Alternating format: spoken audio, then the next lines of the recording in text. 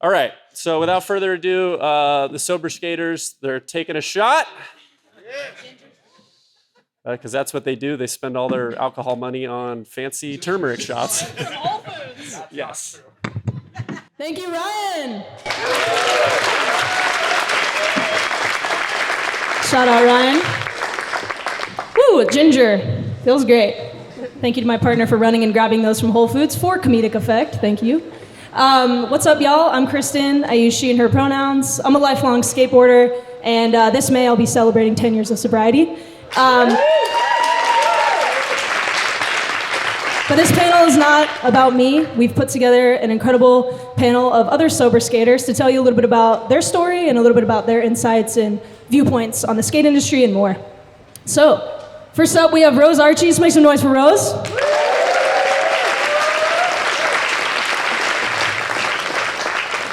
Rose Archie is the president of Nation Skate Youth and is from Tchesin in Canham Lake, BC, which translates in the Shuswap language to the people of Broken Rock.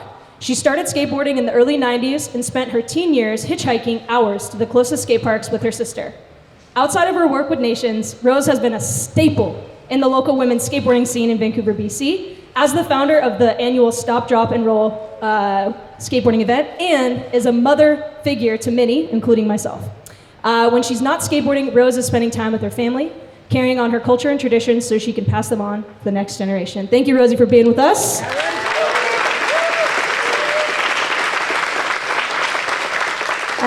And next up we have Chandler Burton. Let's make some noise for Chandler. Chandler Burton hails from Costa Mesa, California, and is known for defying conventions in skateboarding.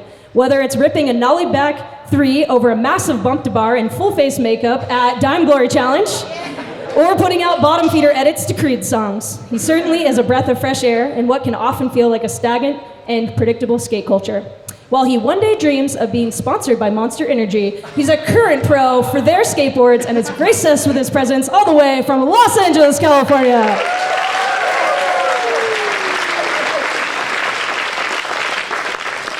Incredible. Next up, we have Patrick O'Dell. Let's make some noise for Patrick. Welcome, Patrick. Mr. O'Dell is a freelance director and photographer based in Oakland, California, and perhaps most famous for his innovative show, Epically Layered. Through his raw and honest mini documentaries, O'Dell sheds light on legendary skaters often rarely seen on camera, earning widespread acclaim. Originally from Ohio, O'Dell is a former photo editor from Thrasher magazine, holds a Bachelor of Fine Arts degree in photography from San Francisco Art Institute, and I just confirmed this, by 1 inch is the tallest person on my panel today. Let's give it up for Patrick.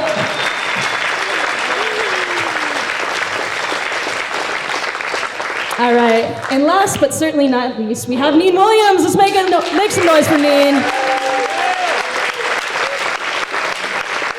Neen Williams grew up in Chicago's South Side and later relocated to Los Angeles to pursue a very noteworthy skateboarding career, riding for Death Wish, Shake Junt, Supra, just to name a few.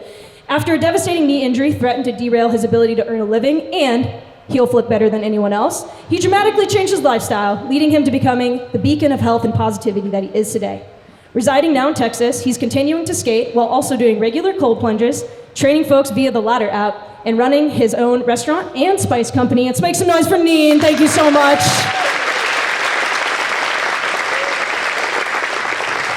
Amazing, amazing, amazing. All right. So my first question is, so where'd you guys grow up and how'd you get into partying? I'm just joking. My first question is for the whole panel, and we'll start with you, Rosie. Can you describe a little bit about where you were in life when you finally made the decision to get sober? What was life like for you kind of prior to that time, and kind of what forced you to change? Okay. Waked in a week, Rose runs west, run to Eskin, runs Exquin, lot to Suhwetwin. Good judging everyone for being here. Thank you. Wow. So, the last 20 years I've been sober for 15, but I fall off the wagon, I get back on the wagon, I fell off the wagon, got back on the wagon. So that was kind of like different things going on in my life that made me quit different things that happened in my life that made me start. The last time I quit was because my sister passed away by suicide actually today, 5 years ago. And I wanted to just live a better life for myself. I went to Mexico City and I manifested Nation Skate Youth to empower the youth through skateboarding. Really powerful trip when you put your mind to something and what comes, the opportunities that come from it.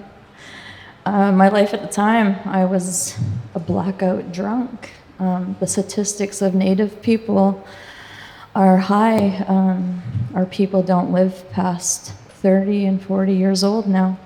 We had 9 people in my community pass away last year due to alcoholism.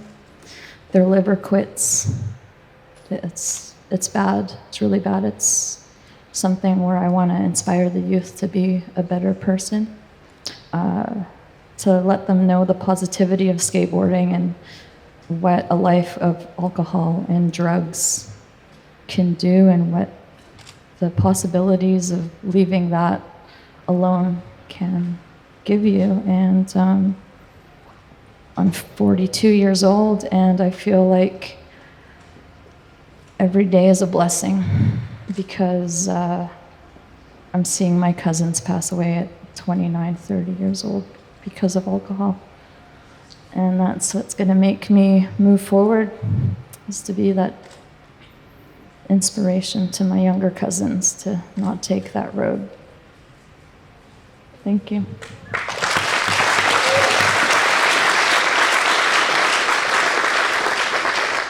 So basically, like what it was like before getting sober? Yeah, and what kind of So there was just so I was in DUI class and I had relapsed after having like 30 days. And it wasn't the worst like bottom that I've had, like drinking and using drugs. Like I've woken up on hospital beds, like handcuffed to them. I've woken up in jail not knowing what I was doing, like why I was there, you know. I'd woken up just like places that I didn't know what was going on, you know. And I was hurting everybody around me, including myself, but I didn't give a fuck at that point because it was just like the drugs were like the one thing that I needed to fill whatever was wrong with me. I didn't even have that bad of an upbringing. I was just like, you know, like I had some, we all have our own stories and we all cope with things differently, but I decided really young, or I just got attached to drugs and alcohol, you know, like really young. At 16, I was like just strung out on heroin, walking around Costa Mesa and going to school on it, selling it. So I think the like main thing for me, like at the end of the road, I would steal my parents' liquor and my mom's like Xanax and stuff. And I did that one last time after a DUI class. And my mom came home and she was like trying to surprise me because she knew something was up. She knew that I like, because I had tried to get time, like I'd fallen off the wagon as well. And it was just kind of like she walked in and I had her bottle of Xanax in my hand and my dad's bottle of alcohol. And I was talking to myself in a British accent on the couch, because that's what I did. I would look in the mirror and talk to myself in like a British accent. And it was really dark, you know, like there was a lot of pain. And I just saw the moment my mom walked in, she was just like, my son's gonna die, you know? And like, there's literally nothing I could do. And I think that was like a huge turning point for me, because I didn't care about myself. I cared about others, but like no, like my mom had walked through, I had tortured her through all this, you know? And I think that was like the moment where I was like, I need to get my shit together.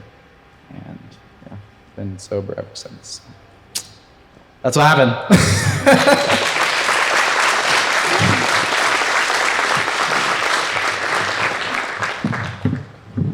I think part of the reason I drank is, well, I'm like internally freaking out right now.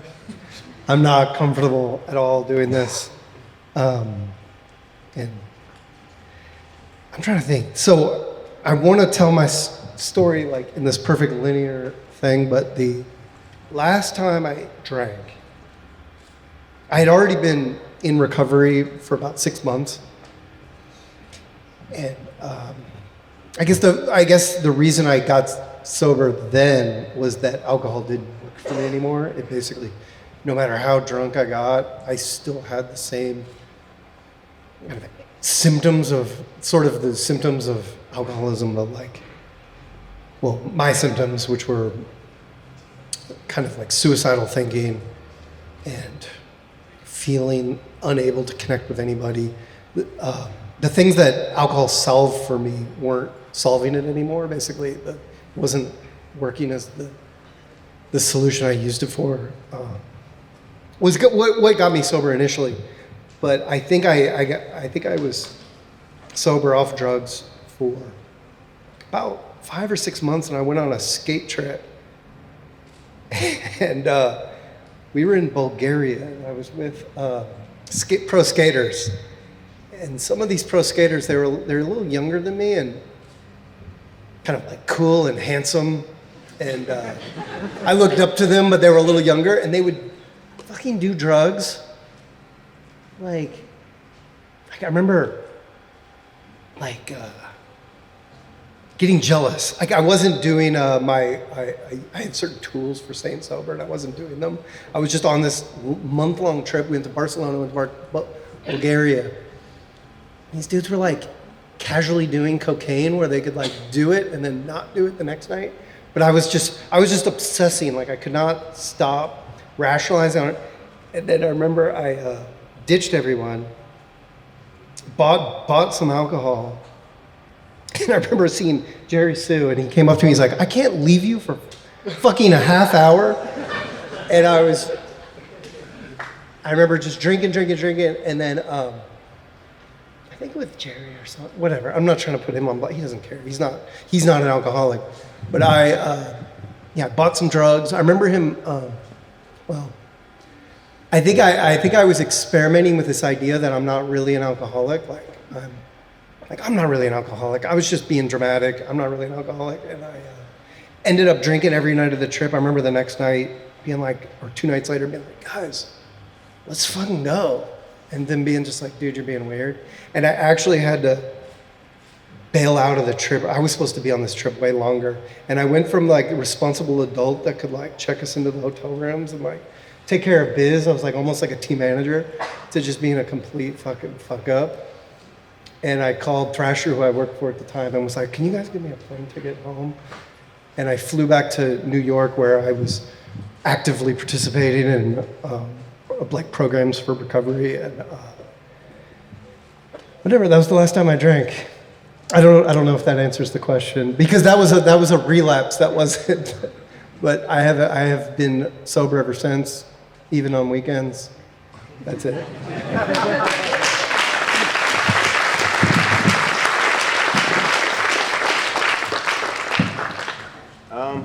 I don't really know where to begin, but I kind of started drinking and experimenting with stuff at a super young age in Chicago. Kind of just like with my peers and friends and stuff. It kind of got heavier as I got older, especially like once I turned pro, I was like making a little bit more money. So I didn't have to go out and find the party anymore. I could bring the party to me. There's like that saying, like misery loves company or whatever. So I was able to like purchase all the alcohol, all the drugs, and then I just had to hit up friends and be like, "Yo, the party's over here at my house tonight. Like, come through. Like, we're gonna turn up, you know, whatever." I didn't really think anything bad about it when I was doing it, but it was like a vicious cycle. It just kind of slowly got worse. Like more drugs, more bags, more alcohol, like harder parties, like more pills, like whatever we could get our hands on. I always say like skateboarders are like extremists, you know, like we want to jump the biggest set of stairs, grind the biggest rail, whatever. And that was kind of my approach to partying, you know. And like I said, I was like just having a good time. I was a good drunk. I was happy, you know. We were always having a good time and laughing. So I didn't think anything of it, nor did my friends. But it was just kind of like I went from like hanging with my skate specific friends to more of the party friends, the friends that like to get blacked out and get trashed and stuff. And I started hanging out with them a lot more, and we were just getting heavier, darker. I remember like one time I was like, I got this like crazy scare because like my heart was like racing so gnarly because I just took whatever my friend found something at like he was working at a hostel, and he was like, yo, I found this, like this is like it tastes good, like go ahead, like try it out, you know. And I like took it, and like I started like freaking out, and I actually called an ambulance on myself, but I was fine, but like I was just like, the anxiety was crazy. So there was like a bunch of moments where like I went through this crazy dark time to where it was getting really bad. So what ended up happening was I ended up getting injured skating, because I was skating like barely any, 1 day a week, you know, because I was partying more, and it would take like 4 days to feel good. And then I would just, when I felt good, it was like, all right, go skate, get a trick. And then it's like, all right, let's party again, let's go, you know? So we partied like 2 more days straight, whatever, don't go to sleep, whatever. And it was getting really bad. I eventually tore my ACL. And once I tore my ACL, that was kind of the thing. It was like a slap in the face of like, all right, bro, like you're 28 now. You've worked super hard to get to where you are. You're just throwing it all away by just hanging out with these friends and just partying, getting blacked out every night, you know? So it was like a catalyst to be like, all right, like time to get your shit together, bro. You know, like you're calling the ambulance on yourself, you know, you're taking whatever people give you, like time to just figure it out. So I just, from that day, I set my surgery for the day after my birthday. I had one last hurrah on my birthday. I like planned it out, like, all right, we're gonna get fucked up on my birthday, and then I'm gonna get the surgery, and then I'm just gonna stop, you know, and I'm gonna work my hardest to get the most out of my career that I built, you know, just like be my optimal and just do the best that I can, do everything that I can to be the best person that I can be. And that was it. Like that day after that hurrah, I had a little bit left, and I like saved it in my freezer. So like, it was like kind of like a backup plan. It was there. So I knew it was there, but it kind of helped me stay away from it because I had it. It was like, oh, it's in the freezer. I could go get it if I need it. But that day was just, that was it. It was like, got the surgery, came home, and I was like on the route to recovery. Oh, that's it for me.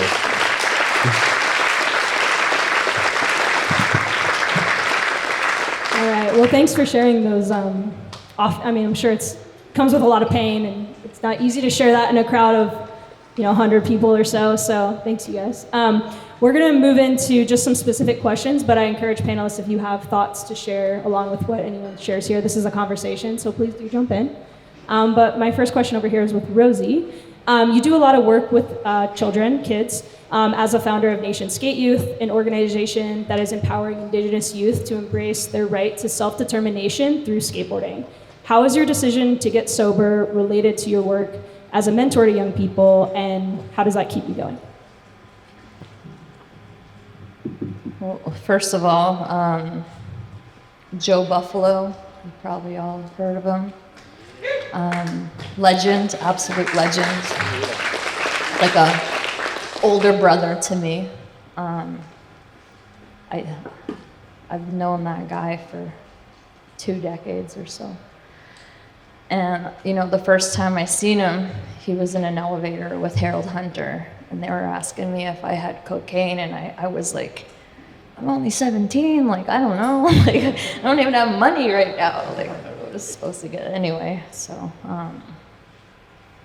yeah, so I've seen him go through his whole thing, and you know, he's been sober now for 6 years, and just watching him go through something like that, I was like, man, I want him to be involved with Nations. And then Dustin Henry, another legend, the indigenous skateboarder pro. You don't see too many of those, so I called him up and I said, you know, we have an opportunity to talk about mental health and skateboarding and communities, and let's do this. But when we do this, we have to make sure that, you know, we're showing up sober, and like, we need to show up to be an inspiration, because youth will tell you the truth regardless.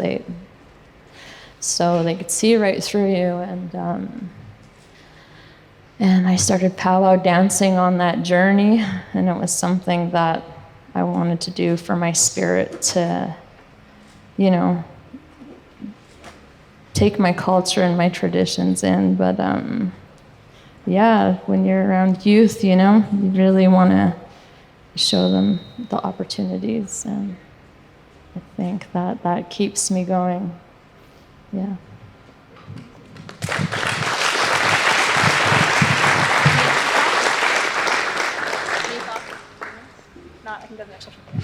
Awesome. Okay, my next question is for you, Chandler. You got sober pretty young, as you shared, and if my math serves me correctly, you should have around 10 years sober? 11? Congratulations. Give it up for 11 years. 11. We'll have to hold it back close. So I'm curious about this. With the traditional pressures of the skate scene and just life in general as a young person, also you participate in drag and other things that are, you know, centered in bars and things like that. Have you ever felt excluded socially, made to feel awkward, or made fun of for not drinking or using drugs with your peers? I mean, yeah, a lot. You know, it's so weird.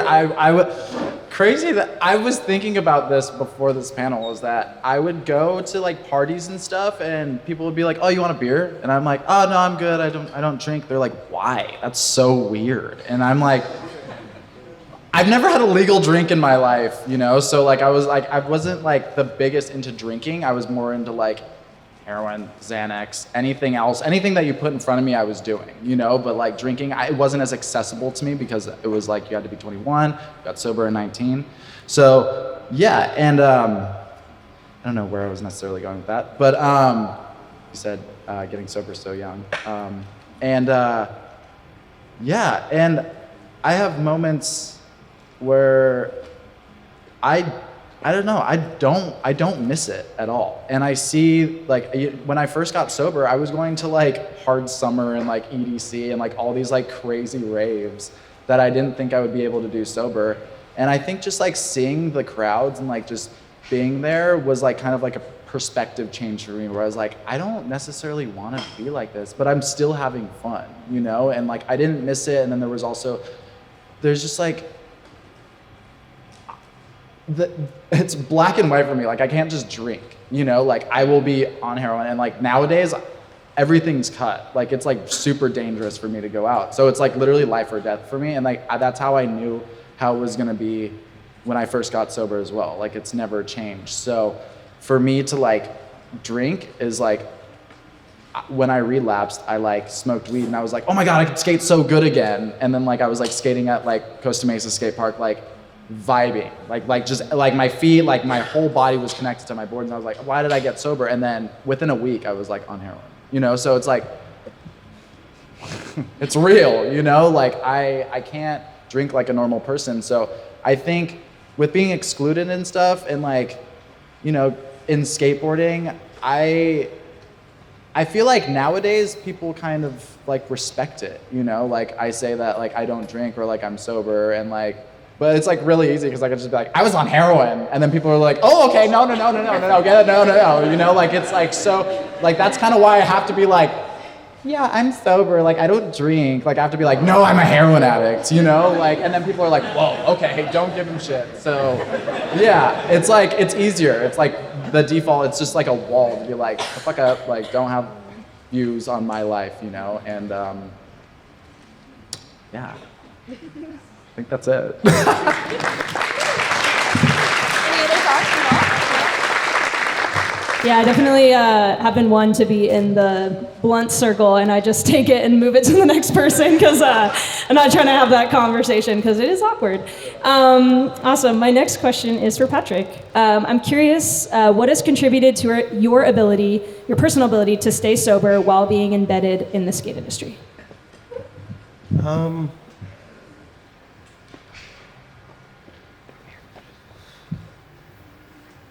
Not sure. I think having a camera gives me like a place. But I don't know how to answer it specifically, but like I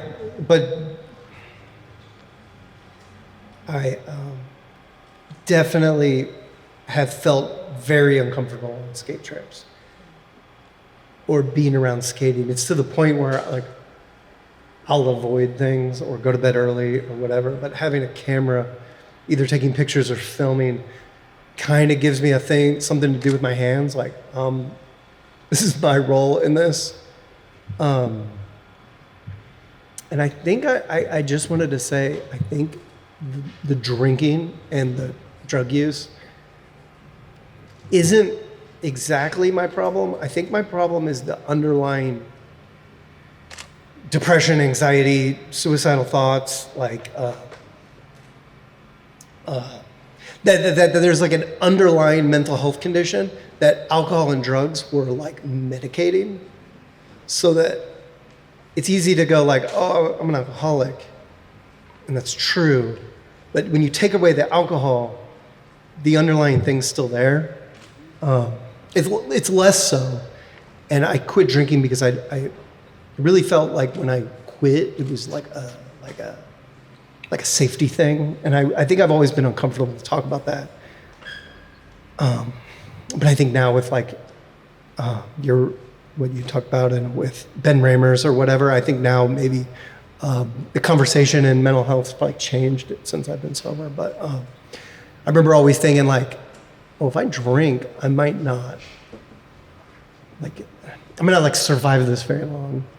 But I think as far as being in the skate industry, I've been a little detached from it. I'm not like, I don't work for like a board manufacturer or something, or I don't go on a lot of skate trips. And even now, or when I was going on a lot of skate trips, I think I felt uncomfortable, but now I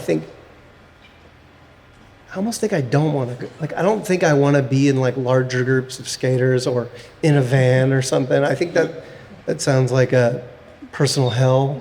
It didn't used to. I think I thought about going on this skate trip, and then I watched a video. Someone was posting like videos from the trip, and I was like, thank God I'm not on this. And I don't know whether that's connected with alcoholism or whatever, but I need like 8 hours of alone time a day. And but yeah, it's been uncomfortable. I mean, I guess people asking why I don't drink. I hate having to like tell your life story in order to just excuse yourself from a drinking scenario. So I don't even think I tell people. And I think I'm uncomfortable with it now, even with how long I've been sober. Now it's like, it feels almost like embarrassing that, that's not something I like generally share with people on trips. And of course, I'm not going to go into a lot of the reasons why I don't drink with strangers or with random people. But like Chandler was saying, I think the conversation in skating has changed over time. And this actually speaks to something that Neen said. I remember once, this is just a skate story, but I remember two friends of mine, Spanky and Alex Olson, asking Andrew Reynolds, who's on drugs? What pros are on drugs? And he's like, well, think of your favorite pro. Think of a skater that you haven't seen a clip of or a photo in a magazine in like 6 months. If you've not seen anything of that person's on drugs. And I remember my head rattling through the people I knew, and I was like, yeah, that person is on drugs. So anyway, that's it.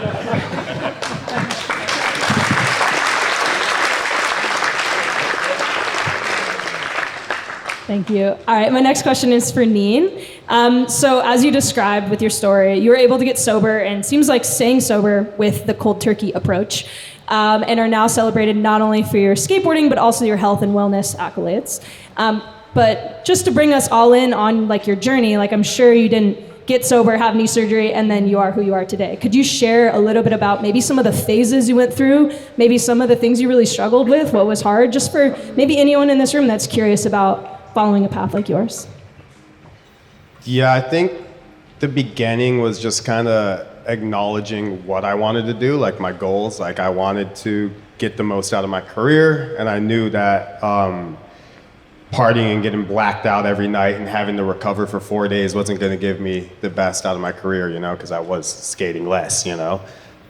So once I acknowledged my goals, obviously the recovery process from an ACL tear takes forever. It's like 9 months. Now they could do it a little bit faster sometimes, but I always say take your time so you could actually come back strong and better than before.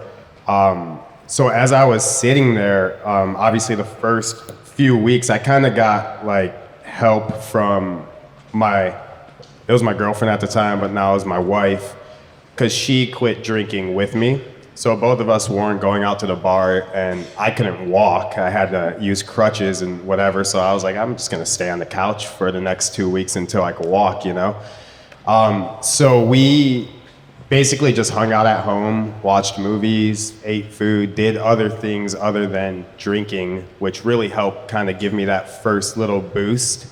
I always say you have to build the willpower before you actually go out, you know, and stand strong with what your goals are, you know, like what your ideas are, and like, you know, really just do everything it takes to reach those goals. So the first few weeks the main kind of sacrifices I had to do was stay away from the places that I would go to and frequent where we would drink, you know? So that meant bars, that meant clubs, that meant friends' houses. So I had to stay away from certain friends. I had to stay away from all my favorite places at the time to go to, and just stay inside the house and watch TV and chill. But it helped, because it helped me build that will.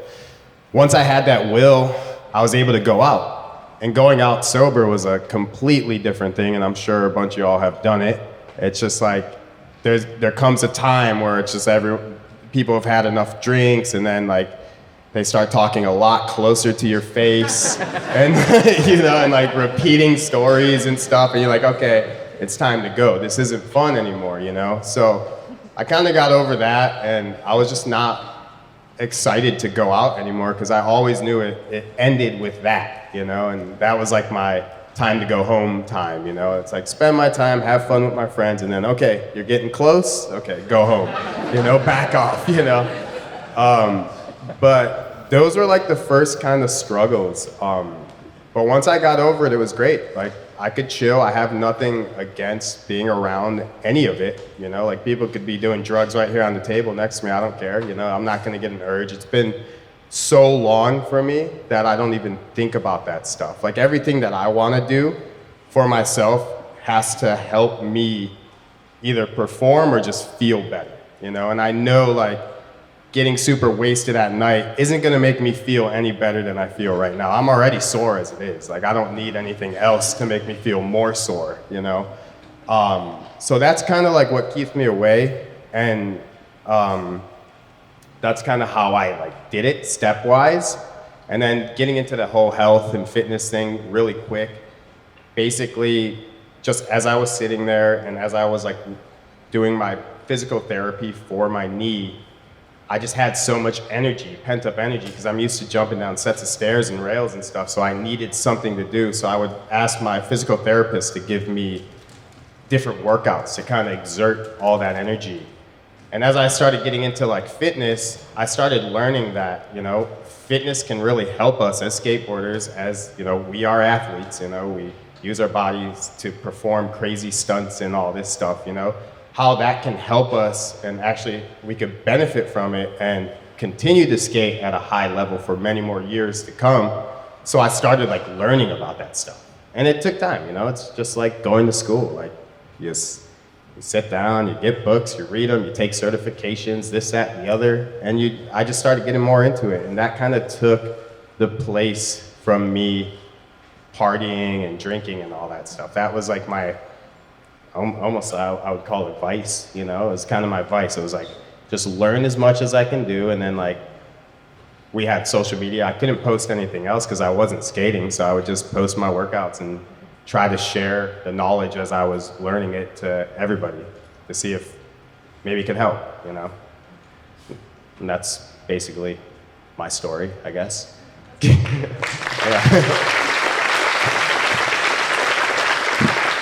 I'll have to admit, when I quit drinking, I developed an addiction to Mountain Dew, so. Yeah. And Mike and Ike's. Awesome. Thank you so much. All right, so we got one more round of questions for the panel, and hopefully we'll have some time for some Q&A. True or false? Ryan, keep me honest here.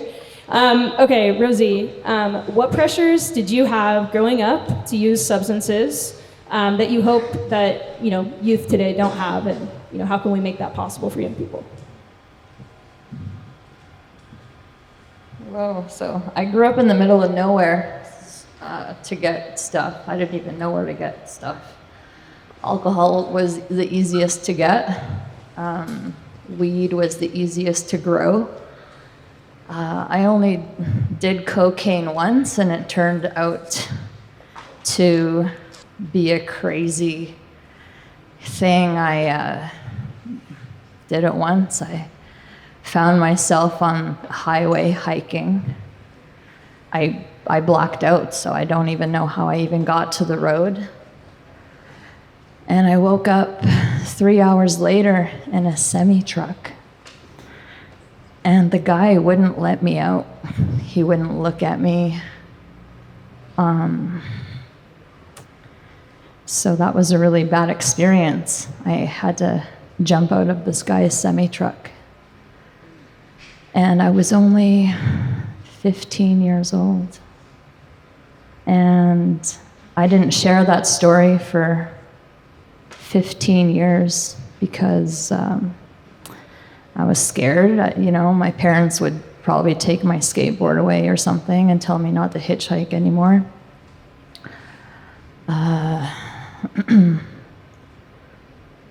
So that was crazy. I had an incident where my cousin picked me up drinking and driving, and I flew out of the back of a Mustang going 140. So those two accidents in the matter of a year really shaped me up to say no to drugs. My dad always kind of said, like, I'd rather have you smoke weed than drink. So I did that for a bit. And I think I was in Barcelona once with my friend Una, and we just went to get a bit of weed, and this guy was trying to give us all these pills and all this other stuff, and I felt so dumb because I was like, what is that? And he's like, it's MDMA. And I was like, oh. And then he pulls out another bag. He's like, you want some of this? And I was like, what is that? And he's like, it's cocaine. And I was like, holy fuck, I don't know anything. And Una was getting kind of scared because she's like, we're just trying to buy weed, like, what the fuck? And I felt bad because I was like, we're gonna go with this guy, we're gonna trust him, we're just getting weed or whatever. And she tells that story to people, like how scared she was, but she's like, Rosie was there, and she's like asking him all these questions about like what the pills were, and fucking, anyway, so the peer pressure was always there, but I think it's the willpower of saying no. And I come from Vancouver. I live in Vancouver, and you see people shooting heroin, you see them smoking meth, you see them on the daily, it's so you get to see where you can go. And that's what I always kind of tell the youth is that you hit rock bottom pretty quick if you want. And that's kind of the path I'm on, is trying to let them know you don't have to go that way. And you can always say no, and yeah, you're better off. Yeah. I have a little bit to add to that because I think that's super important, like educating like the youth and people that are younger, because I think I'm from Orange County. There's like Dare, but it was like a cops like dancing and like singing a fucking song about getting high and flying in my classroom when I was like fucking, I don't know, 12. And I was just like, this is insane. But I think for like teachers, parents, anybody to like talk, like just educating and like talking about the reality of like the situation with like drugs and alcohol and like the reality that like this happens. If I had somebody telling me and like really educating me like fully on like the severity of my situation, I probably wouldn't have smoked that pill off the tinfoil with my friends because they said it lasted like 3 hours, but it was just like weed. You know what I mean? Like I just didn't, I think what really got me to that point, like in my addiction, is like just being ignorant and like just being a kid and like being uncomfortable and feeling like weed and like anything else will like make me feel comfortable, so like it can't be bad, you know? And like as like a kid, I was just like, you know, like you're scared, you're going through fucking puberty, all that shit. So it's like, I think really what it comes down to is like educating people that are younger and just like educating people about like the reality of the situation. I mean, like now I feel like it's a lot better, but like back then in Orange County, it was not there. And like there were like kids, like 17-year-old kids dying of like Opana overdoses and shit in like my area. Like there's a whole documentary called Behind the Orange Curtain where it's like so many like teenagers just dying because they get into their parents' medicine cabinet and shit. And I think that's just important with like teaching, like you were saying, like just like teaching people that the realities of like this thing.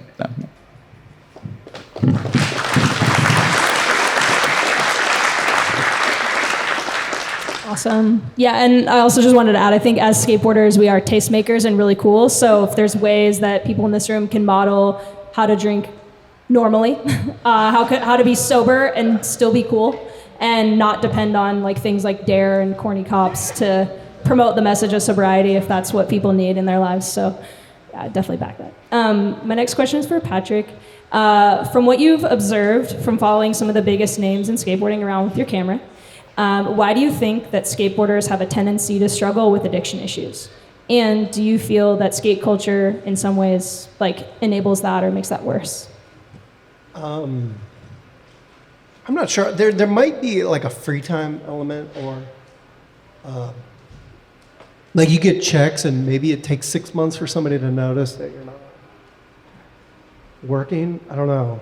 It's hard to speak on somebody else's problems or whatever. And I don't think, well, I'm trying to think. Because bouncing off what other people said, I don't care if people, I think, I grew up, you know, Irish Catholic school. There was on alcoholism, there was this like morality to it, like, oh, this is good versus evil, this is good versus bad. Like, you're drinking and you're doing something bad. And I don't, now with perspective, don't see it, I don't see it as, I remember I grew up Catholic.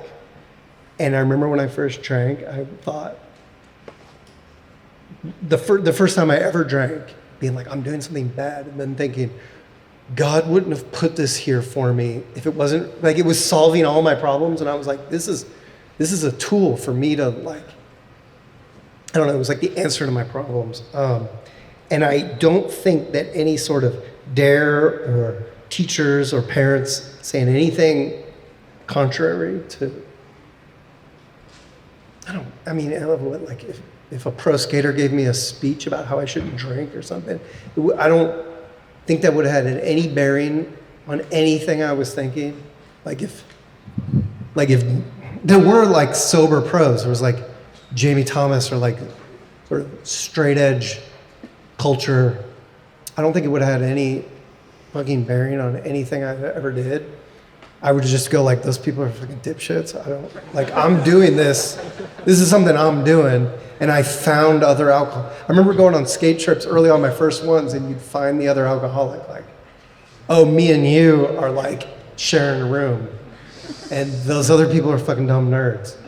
And I had, like, over and over, I found the people that I was gonna vibe with, and framing it in, like, what could the skate industry do sounds like, to me, just from my experience of, like, oh, these are satanic heavy metal lyrics, or this is,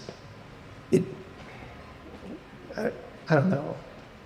But I do think educating, like what you guys were saying, educating people on, like, fentanyl and things that there's no turning back from, because maybe I think I'm getting old, but I think it seems about once a week or once a month someone dies.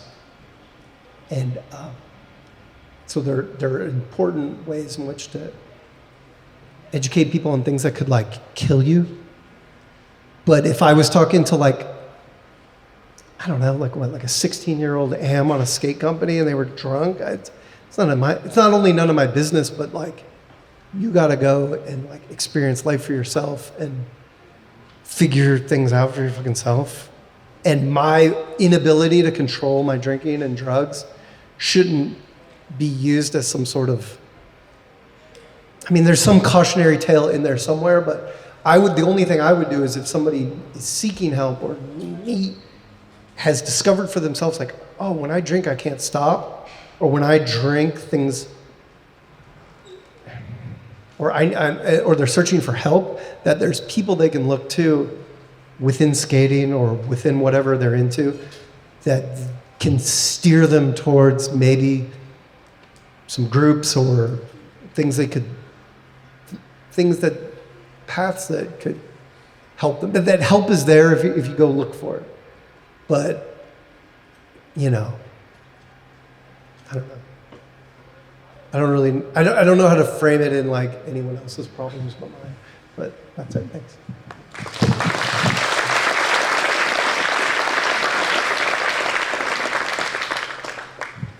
All right, my next question is for Neen. I don't know if you have an answer for this one, but I'm gonna try. When you stopped partying, were there any not so great habits or addictions that you picked up and had to kind of navigate through to get yourself to, like, where you are now? I mean, I would just smoke cigarettes. Smoking cigarettes was, like, kind of the last vice to get rid of, you know. That one kind of took a little bit longer because I just needed some kind of release. But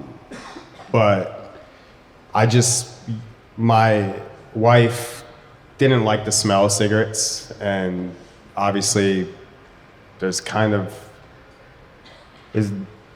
just so much science on smoking cigarettes out there that we all ignore.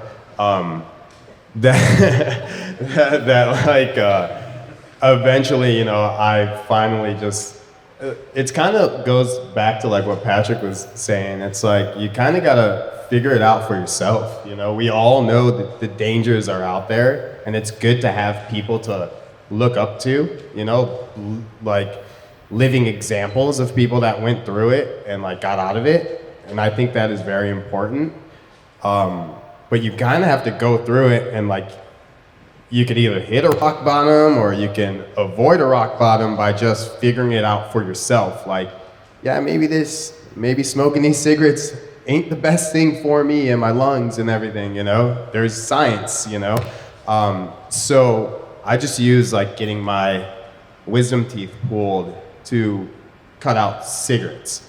It was tough, but doctor said you can't smoke a cigarette for a week, you know, because those holes will suck through or whatever the hell happens. And, you know, I just told myself, like, you know, once I got a week, I was like, yo, doctor said 2 weeks. So I took 2 weeks. And I said, doctor said 3 weeks. Took 3 weeks. And just kept kind of convincing myself, you know. And after I got about 3 weeks, I built a strong will, which goes back to the will, you know. And I was like, good. But, you know, it was routine. It was like, you wake up in the morning, you drink your coffee, you smoke a cigarette. You eat your breakfast, you smoke a cigarette. You sit on the toilet, you smoke a cigarette. Like, it was like routine. That's, like, what I did. And I just had to break that routine by keeping myself busy. As long as I kept myself busy, I was good. And if an urge arose, I just gave myself 10 minutes and like just sat down 10 minutes, hold it, and basically every single time I would just end up doing something else. Because 10 minutes is a long time if you're just sitting there in silence. You're just like, oh, I'm gonna go fold some laundry. I'm gonna go do something, you know? And yeah, that's kind of how that's how I finished that one. And then that was that, you know? Hope I helped. All right, folks, so if you're trying to get sober, schedule a doctor's appointment or medical procedure if you want to follow the Neen Williams approach. All right. This is going to be my last question for the panel, and then I'd love to open it up for some audience questions. So that's for Chandler. Without spending a ton of time and money partying the last 11 years of your life, what other hobbies or interests or parts of yourself have you been able to explore and discover that maybe you wouldn't have or would have developed much later if you were still using? Wow, there's a lot. It doesn't necessarily have to do with money. I think when I got sober, my whole life changed. Like my whole life opened up. Like I came into myself. I came out at 2 years sober as homosexual. And I was like, that was just such an insane point for my life. Like I literally felt like I was unstoppable, you know? But that happened after 2 years. Like I was still like so like closed off. And I think that's really like the biggest prize. It's not necessarily, it has nothing to do with the fucking money. It has everything to do with like how I feel inside. Like I feel, I'm not super comfortable. I'm not like the most comfortable person, but I feel comfortable with the person that I am inside. And like that's, and I'm able to kind of, you know, like I put a lot of it into skateboarding. Like I feel like I got sober and I leaned into art. I leaned into skateboarding. I leaned into just like anything creative. And I like just wanted to learn whatever the fuck I could because I was 19 and like growing up, I was just like always wanted to be like an artist. My dad was like, you'll never be Van Gogh. And I was like, I want to be a skateboarder. And he's like, you'll never be Tony Hawk. But like, that's not like, and my dad's awesome, by the way. But like, that's the reality of the situation. He was a little blunt with shit because that was just the way he was raised, you know? So,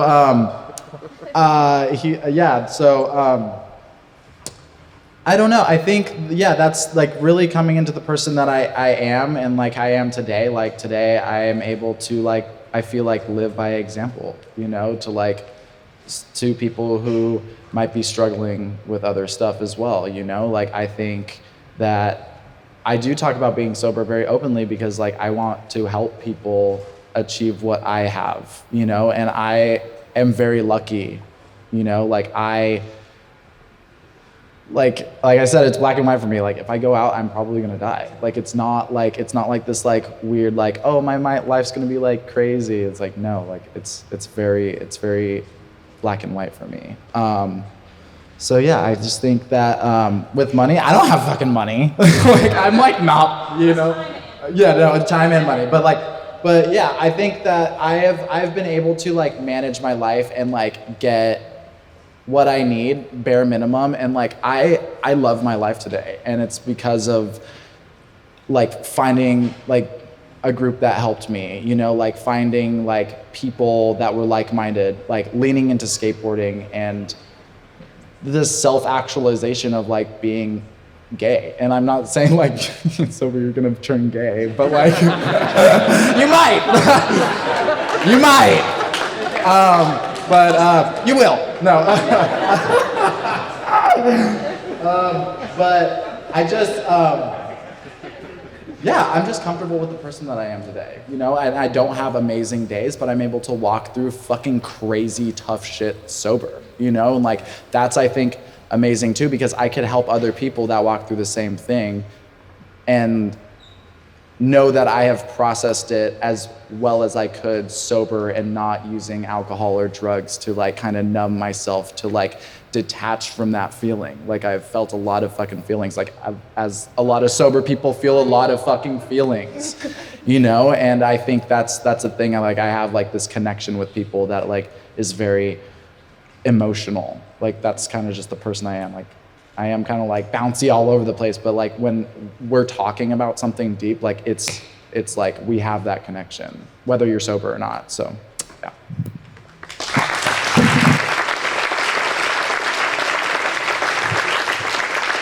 All right.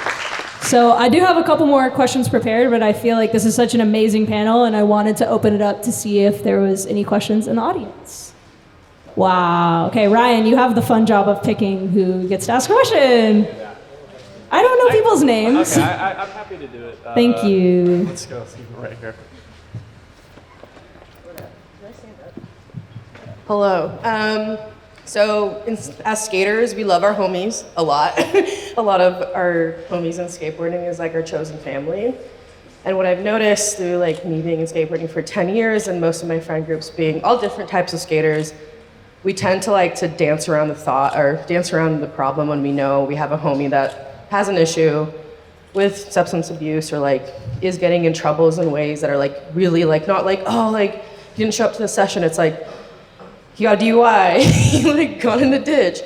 But we tend to like dance around it, or that's what I've noticed. So my question is, if you had within your homie group one friend, you know, one person who kind of like made themselves uncomfortable to make sure that like you were okay, would that have maybe changed your journey in sobriety? Because I feel like in skateboarding a lot of the times we tend to dance around that kind of stuff, and I understand that like people need to kind of find their own journey, but like I wonder if sometimes we made ourselves feel uncomfortable, you know, instead of being like, oh, that's just how it is, or just whatever, having a good time, but they're very clearly, obviously have an issue. If we kind of like grew up a little bit and we're like, you know. So going back to the question, if you had that person, or if you know another person who's struggling and, you know, whatever, would that have maybe changed your journey in like a positive way? Or do you think that you would have maybe just gone down the path still, if that makes sense?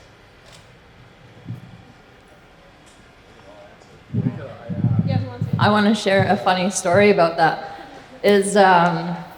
I showed up at the bar once, and Spencer Hamilton came up to me, and he's a good homie in Vancouver, and he was like, Rosie, you need to quit biking home blacked out. He's like, I see you drunk biking home all the time. You got to be safe. So he just straight up came out and told me, you got to quit. And then another one, my friend Rick McCrank, he was like, Rosie, I think you got to go home now. And I was like, it's only 9 o'clock. He's like, yeah, but I think you got to go home now.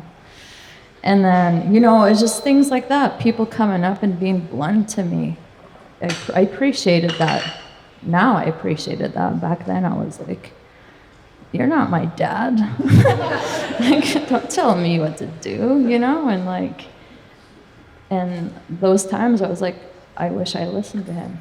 You know, I wish I listened. But I think, yeah, you know, if you have a friend or you have someone who truly cares about you, they're going to say something regardless. So you take it how you take it. But yeah, I kind of do that nowadays where I do the same thing to my friends, you know. I'm like, oh, you're going to black out after that. Should I drive you home? And they say, yeah, you know, like, oh, you know, if you've done too much coke, call me. I'll come over and I'll make sure you wake up. And I did that. Sacrificed 4 hours of sleep a night to make sure my friends woke up the next day. So I think just being blunt about it shows that you truly care. And if they can't take it, then yeah, it's a good wake-up call either way.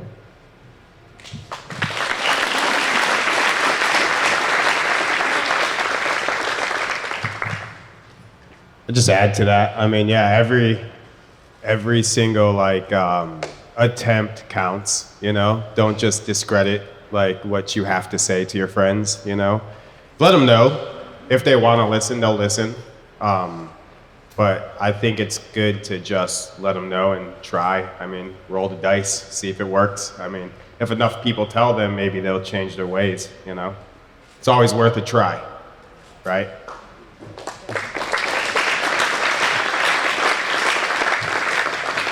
One more thing. I just think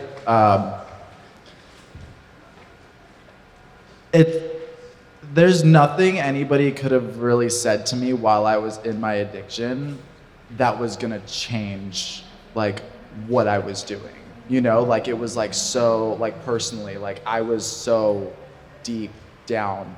Like, but there's like at the moment when my mom was looking at me, like there's like moments like that where it's not even necessarily always going to be the worst problem. And a lot of people that I've talked to have like the same experience. It's not going to be the worst problem. It's just going to be a moment where like everything clicks and you like see yourself from the outside looking in and you're like, holy fucking shit. Like I am so fucked, you know?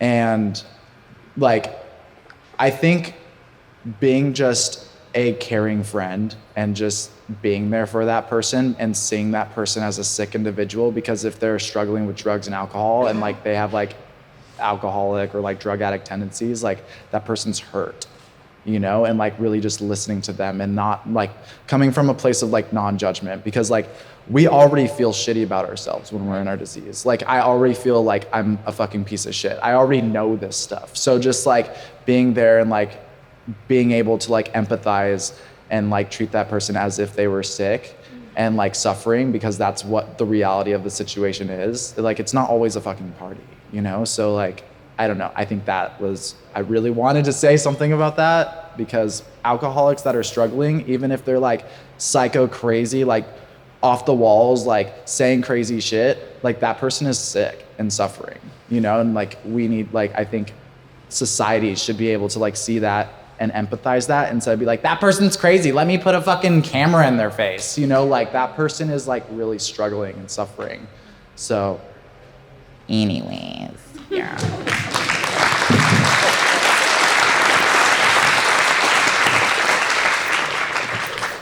Thank you, everybody, very much for sharing. So this is kind of a two-part question, and actually is going to involve the audience. So I'm going to start with the audience first.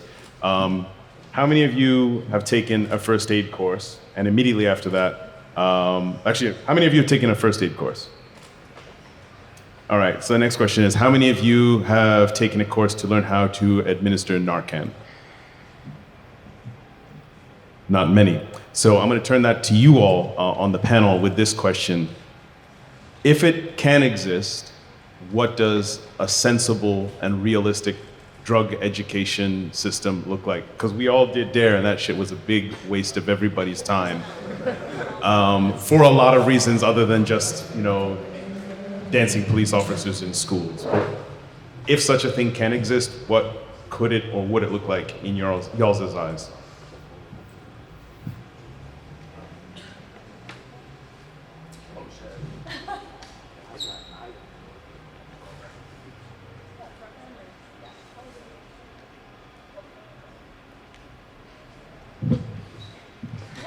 I don't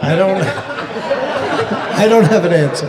I do like sobriety recovery, like almost daily, like meetings or whatever, and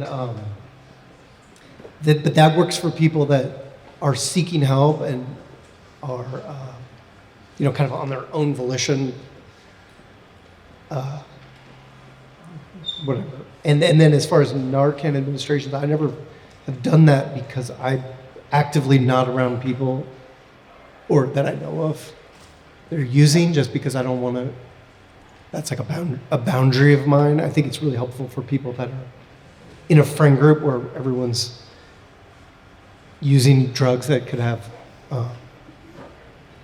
fentanyl in it or something. It's very important. I keep my distance from drug use at this point. But I don't have an answer on, like, say, if you're talking about educating high school students or something. It's not my field. Like, I'm not an expert on that. As far as family members and friends, I guess going back to the last question, I'll talk to people if they're if I like love them and they're in my family or friends, I'll talk to them. As far as people I am only acquainted with, I do not preach sobriety whatsoever. Like, it's none of my business or whatever. And it's always hard because not that I don't care, but there's this, like, in early, there could be like a person, like preaching in front of a bar or something. Like, that's not going to work. But then I always struggle with it when it's someone, with a family member or a good friend, and you see it sort of. Yeah, I guess there's no easy answer. But as far as education, that's not something I know anything about. Okay, so I think that's amazing coming from Patrick, because we've all seen Epically Later.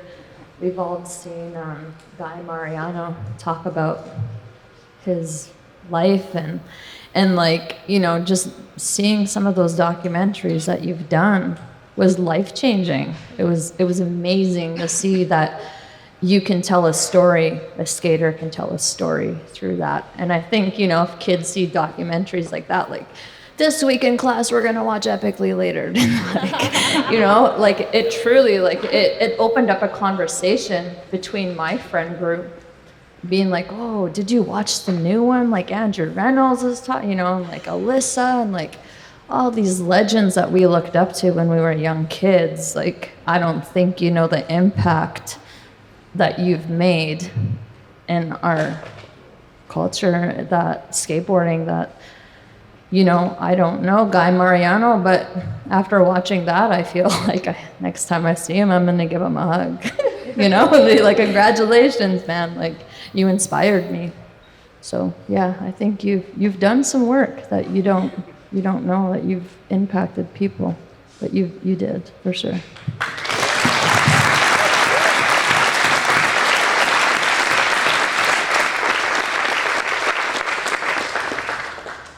Thank you. This is just anybody can answer it. Do you think that, considering you guys all kind of like tapped on mental health, sobriety and stuff, do you think that the skate industry is kind of shifting away from like the piss drunk like image of skateboarding from like the mid 2000s, like late 2000s, you know, into now more of like a positive mental health image and sobriety, you know, because of like say like Ben Ramers and like all these other pros that are open to discuss like the mental health, their addiction, and like their journey on sobriety, to like what that can do to inspire like young kids that may kind of be like better than Dare, I guess. Like, so I don't know, whoever wants to answer.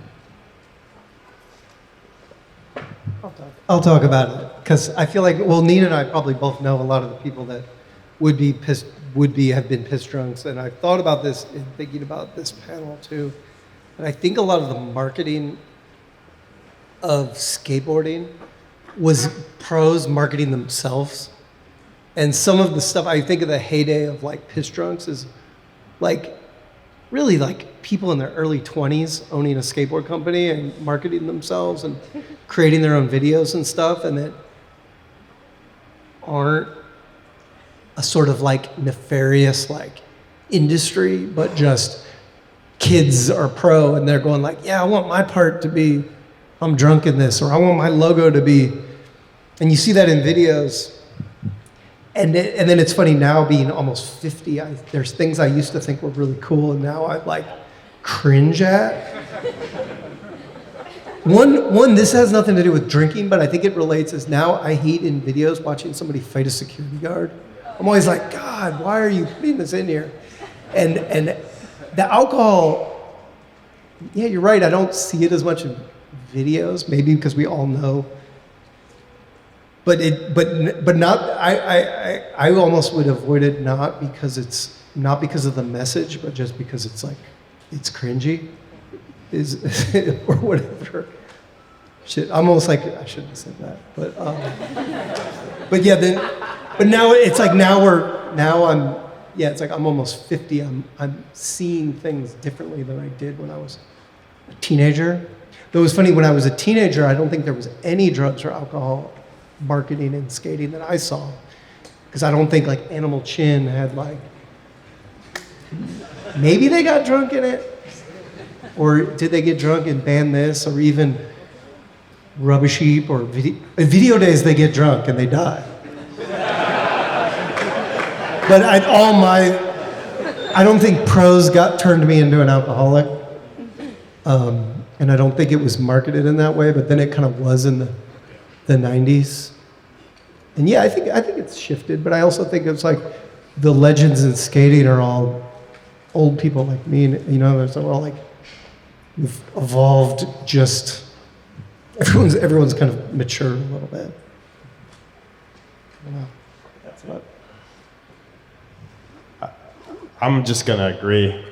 You know, I mean, there was like that phase where it was all just wild and drunk and drugs and partying, you know, and then it just kind of evolved, you know, just more people kind of cleaned up their act and kind of, there's more focus on actually skateboarding instead of just being a drunk in skateboarding, and I think that is a huge step in a positive direction, you know. I mean, I like what I see. I like all the skating. Everyone's crushing it, and it's just, it's a good time. You know, it's cool to see that like kind of shift. And obviously, people are still getting blacked out, wasted all the time. But it's like I think people are more aware of it now and understand that like moderation is key. You know, you don't want to like let something get out of hand. You know, and I think people kind of understand that from just like seeing the examples of fallen pros and people that broke through it, you know?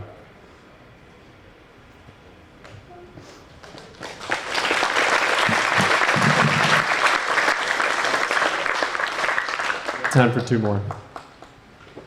Hey everyone, thank you so much for sharing your experiences and being vulnerable with us about this topic. I have so many questions written down, but one that I'd like to ask is related to Neen's point about extremes and how we and Patrick talked about this too, about how it's kind of like people are sending themselves off stair sets and this like culture in the 90s and 2000s and how it seems like we're moving away from it as a culture. But I'd love to hear insights from all the panelists and perhaps the moderator as well about like what if it's not an addiction per se, right? Like, and you're someone who's just trying to explore integrating principles of sobriety into your life. What can moderation actually look like both individually and in skateboarding culture?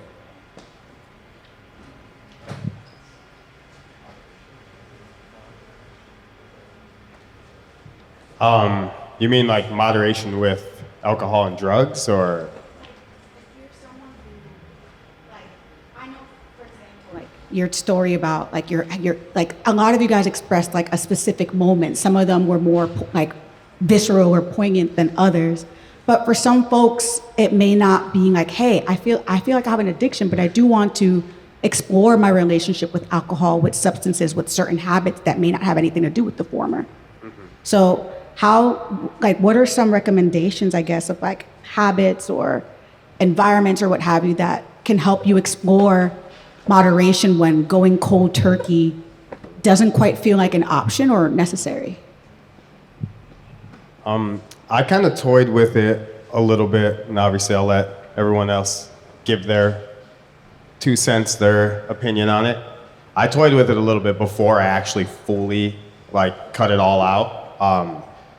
I was filming for a Transworld video, and I would take months off. I would take like a month off of drinking and partying and just like focus, get as many clips as I can, and then I would basically do a little relapse and party for like 2 weeks straight, and then I would like, I was able to like turn it off, turn it on, turn it off, turn it on, and I think that is what ultimately led me to my my decision to fully just leave it alone. Especially like after I got injured, it was like, okay, yeah, let's just leave that alone. Let's focus on something else. Let's, just try to just put it down. It ain't doing you any good, So I think being able to set it down, pick it up in moderation, or even just, my whole problem was I didn't know how to like drink or do drugs in let's say in an adult manner. That's what I call it. Like one drink with a steak at night. I didn't know how to do that. It was like I had to get a 30 rack and I had to slam that whole 30 rack, So it was like if I knew how to just drink like an adult, I think I would have been better off, And that's like, I guess, a moderation practice that people can try, Like if it's in a conversational setting, having a beer or two, knowing when to cut it off, that will work. But a lot of us don't have that control, you know, especially if you have a problem. And yeah, that's what I got. I mean, you guys can add. Yeah, I can't speak on moderation either because some people call it like an allergy. It's like, if I take one drink, I can't stop. There's no way I can stop. And I used to try, getting completely sober was like the last thing I tried. Because I tried to do, I'm only gonna drink on the weekend. I'm only gonna drink and not do drugs. I'm only gonna drink this amount. And it just, none of that. I tried all that. Like, that was something I tried first. And if I could moderate, I would. But so it's tough because I think maybe somebody else could speak to it that doesn't have that. I guess you'd call it an allergic reaction. Like, I can't. I tried that. Like, I tried it all the time. It was almost like if I had one drink and I was gonna stop, I would get. It was better off not. There were times where I knew I could only have one drink, and I would be better off not doing it because it would like a migraine would just, you know, it's like if someone would be like, oh, I remember people being like, come to the bar, I'll buy you one drink. And I'd be like, where's that gonna get? I always tried to find this perfect spot between like any more and I'll be sick or any more, whatever. Well, never mind. Talk about moderation. I have no moderation techniques at all. They've all gone through the fucking window. I don't know. Honestly, like there's like, I guess like for like people wanting to experience something, I don't know. I really don't. I wish I had an answer, but like personally for me, I don't have an answer for that. I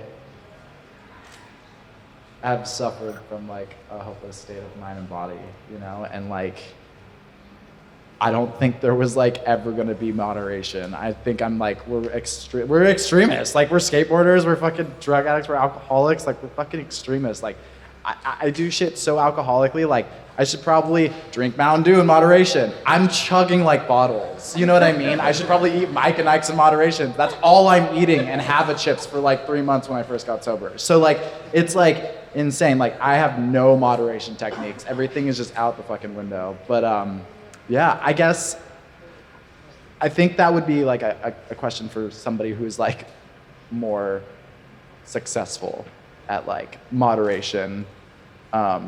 Because there's like spiritual practices that have like a lot of like things that are like, you know, mind altering, and that's like amazing. And that's just like not something that like I feel like I could speak on, you know? So I think, yeah. Yeah, same thing. Like alcohol was introduced on our reserve in the 1960s and it's already killed like hundreds of my people. So I don't think moderation was something that we learned. It was like, here it is, and it's the best thing ever, and it was the 1960s, and 0 to 100, I think, for, you know, a lot of us up here, I guess, you know, that's why we're sober today. Moderation is like, I always give it up to, you know, my friends who count their calories and they're like, I can only have 3 drinks because the calories. And I'm like, what?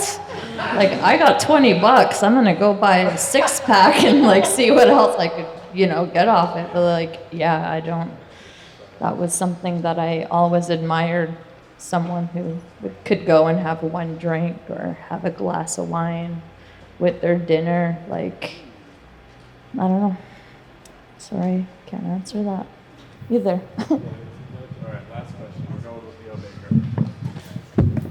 What's up, y'all? Thanks for that question, and I relate to all of you. I've been on my own sober journey since I was like 19. I grew up going to meetings with my mom, so it's all been pretty intense. And while I cannot speak on like habits of moderation either, I have explored them in therapy with thinking about things like harm reduction. And when I got that seed planted in my head, that was pretty game-changing at the time.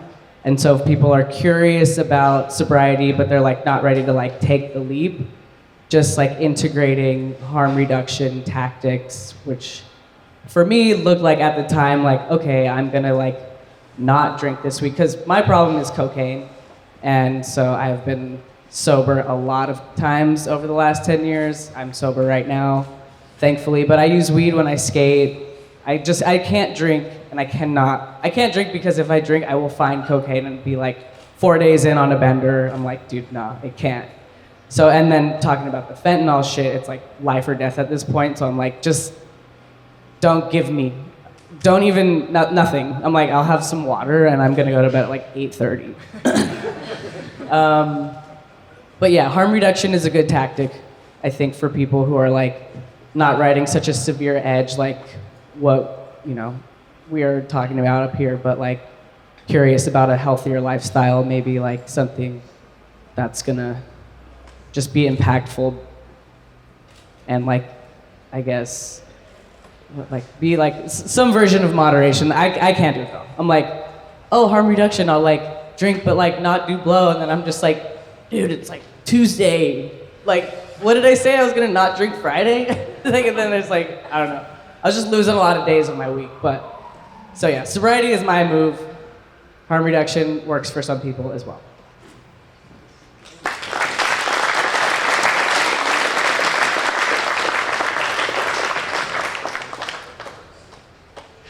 Whoa. What's up? Do y'all have any final things you want to share? I did have like kind of a closing question. Let's do the closing question. Okay. You want to pick an A-B moment? A or B question? Or do you want just all the same question? Okay, I could ask you, you could have options, or you could not have an option. Don't give us options. Okay, fuck! All right. Oh my gosh. Okay, I'm just gonna send it. All right. Describe the positive effects of being sober. What's been really improved in your life since you chose to get sober? And if there's anything you want to share that's been really fucking hard. Bring us in on your experiences post-sobriety. I'll go first.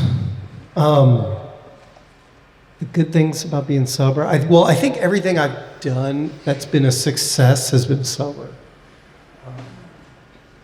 I think I think I was offended at the time, but someone was like, you used to be like a fucking loser. And I was like offended, but then I was like, yeah, I don't. So I feel like anything that I've done well, I've done sober. And now I have a 3-year-old, and there's so many sober shares I've listened to that, or sober stories I've listened to that all begin with like shitty parents, and I really take that into something that's keeping me sober is just like, how do I not fuck that up? And I think sober, I can't even imagine being a alcohol or active alcoholic parent. Couldn't even imagine it. Like, then it's almost like you have someone else's life in your hand, and especially, I don't know, some of the symptoms of it's like impatience or temper, like having a temper or impatience or irritability. I think being sober allows me to really work on myself and work on being like the best person I can be, because I think a lot of the growth you have, like when you're drunk, you're not growing. This could be not real, but some people say that your emotional growth, once you start drinking, you stop growing emotionally. So you're the age you are that you like I started drinking at, 14, 13. That basically when I got sober, I was like mentally like a 13-year-old, which I kind of believe. And I think working on myself and I finally evolved into sort of the adult I want to be. That I was a weird man-child at the point in which I quit drinking. So I think that's been the best experience for me. And I don't remember the rest of the question, so I'm just gonna pass.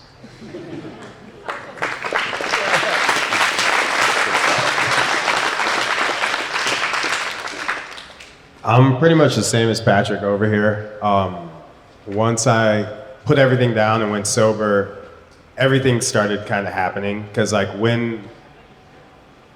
up to the point of before I made my decision to go sober, I lost like some big contracts and I wasn't able to pay rent, buy food, all that good stuff anymore as a professional skateboarder. When I went sober and like kind of started doing my thing, organically, big partnerships came my way and I had way more time and I was no longer like emotionally held back by like what I thought my friends or my peers or other people in the industry like thought of me. I was in control of my own emotions and my own path.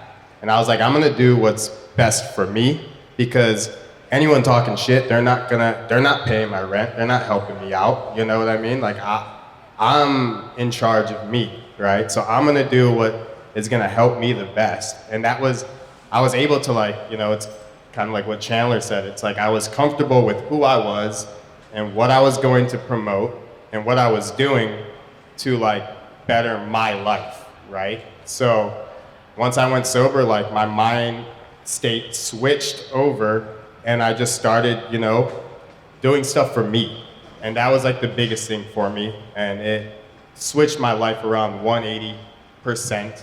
And, you know, I ended up having all this extra time to like focus on how to better my situation, my family situation, and not worrying about what other people were thinking. And it worked out for the best. You know, now, you know, I do so many things. I have like 6 different jobs, you know, and it's all because I started focusing on what's best for me. And that was the biggest thing, you know.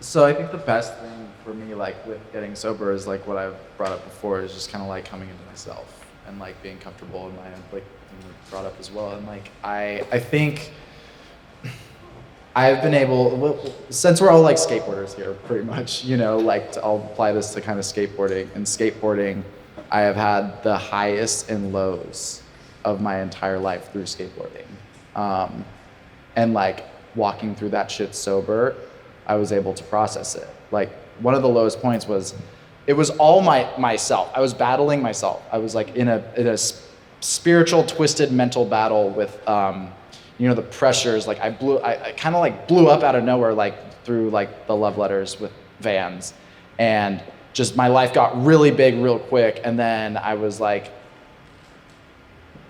really like tortured inside, like struggling with like money and stuff. And there were like contracts like kind of like flying around everywhere, like people talking about it. And I was just like, I don't know what the fuck's going on.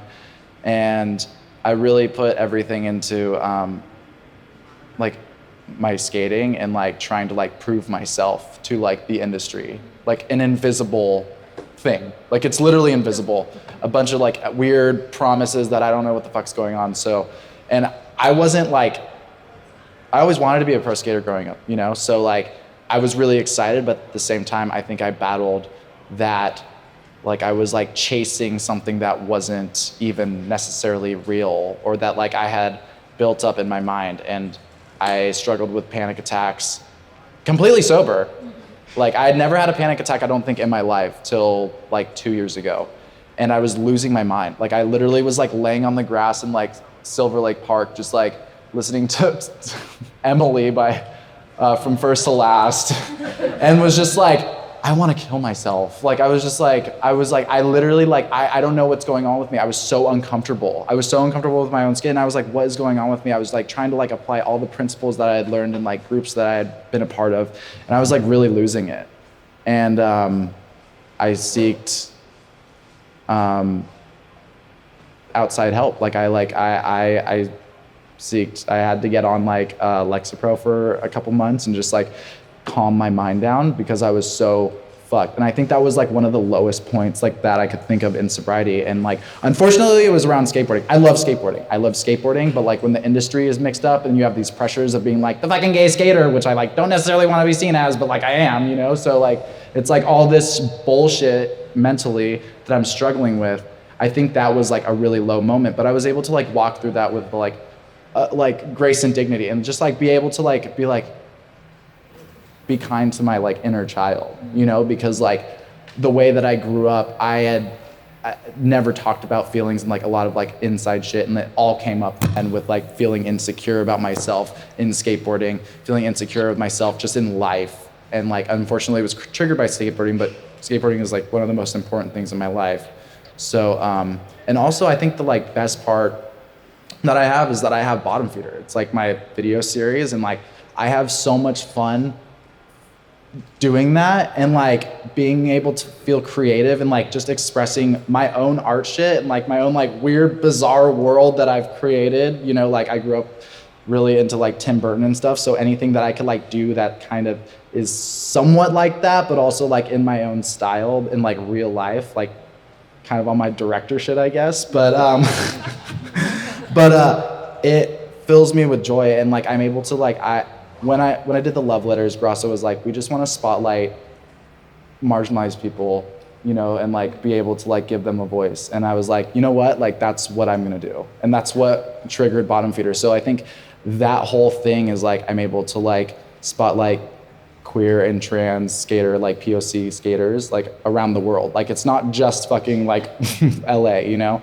And I think that's been like the most fulfilling thing for me, like personally. It's like being able to like see something and like put it up on YouTube and just be like, with the help of a lot of people, there's a lot of people, it's not just me, you know, like it's like Mike, it's like all like everybody involved, like Brandon, it's like, I am just, there's like so many like beautiful things that I'm able to like create, and it's just like seeing it happen in front of your eyes and be like proud of yourself, like actually be like, I'm proud of myself. I like worked really fucking hard to get where I am, you know? And like I don't think people like congratulate themselves enough, and like we're so fucking hard on ourselves just as like fucking human beings, and like not just because I'm a fucking alcoholic, it's because I have fucking like a bunch of other trauma, but like I'm proud of myself, you know? And like I'm proud of what I've done for myself, and yeah, inner child shit, I guess, but sorry. Well, sorry for the rant.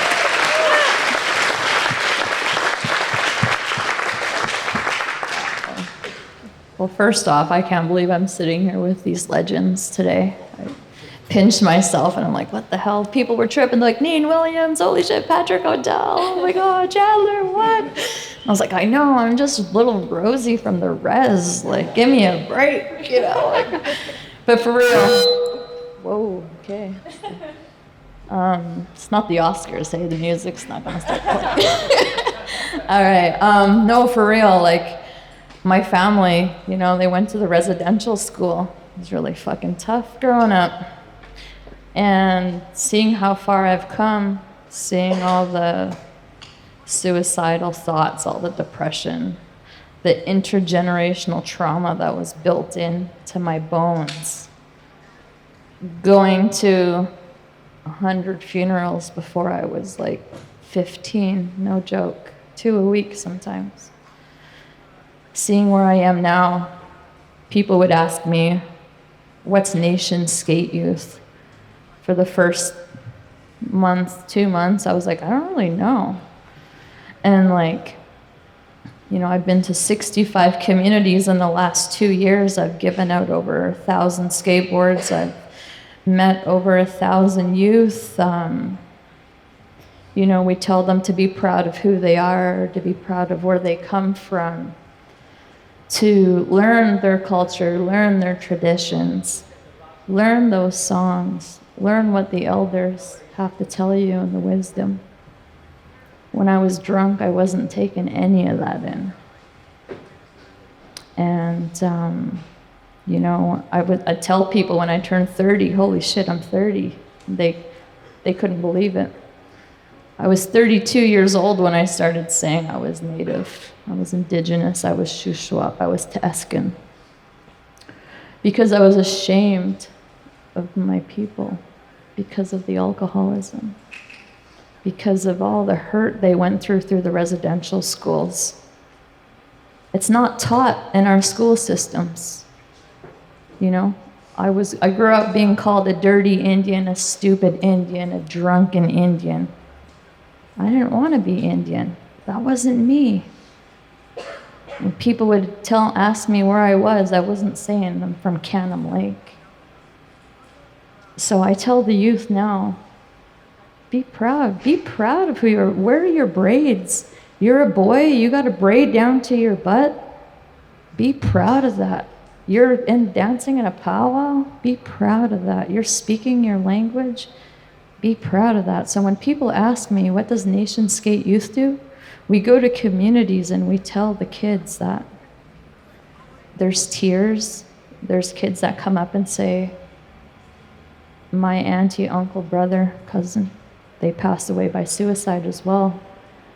We gain that trust in a matter of minutes because we're vulnerable, because we're sharing our story. And I don't think I could have gone that road if I was still drinking. So the Rosie you see now, I put a lot of work into being proud of who I am just so I can show the kids it's not that bad. We can get through our parents' pain. We can get through the stories of showing up and listening to our dads, our moms, our aunties talk about what they went through in residential school, the sexual abuse, the physical abuse, the emotional abuse. You know, when I was a teenager, I went into the foster care system because my dad was just a drunk. And now I see him and I have the best relationship with him. I call him often, I text him. And we can talk about sobriety, we could talk about spirituality. And that's something that I've given myself time to, and being patient with myself and being compassionate with others and showing up when I can, and having friends like Kristin. She's honestly an inspiration to me, and I tell her all the frickin' time. But just being here at this table with these people, that's how far I've come, and that's what I'm proud of, is to be here with all you and sharing all of that. It's not easy, and so is life. It's not easy. Just push through. Thank you. Go Kachacham.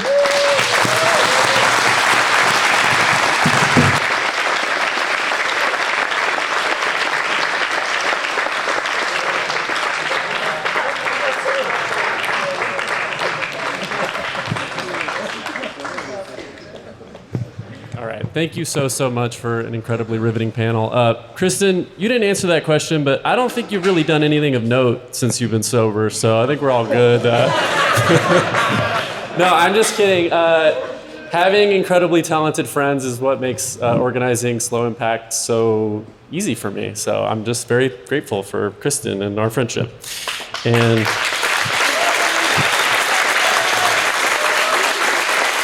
yeah. Also, I just want to point out how incredibly cute and awesome it is that Rosie has been standing on a skateboard the whole time. Really cool. All right, a couple more thank yous, and then I know everyone wants to get out of here. The beautiful artwork that makes up Slow Impact would not be possible without the incredibly talented Michael Warfel over here, blue shirt.